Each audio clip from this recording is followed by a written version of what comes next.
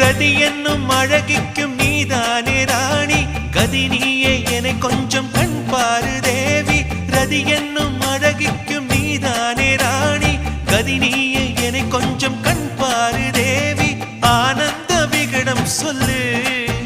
என்னை பேரின்ப நதியில் தள்ளு ஆனந்த விகடம் சொல்லு என்னை பேரின்ப நதியில் தள்ளு நான் பாக்யாதிபதியானேன் உன்னாலே கண்ணே உஷா பசும் பொன்னே உஷா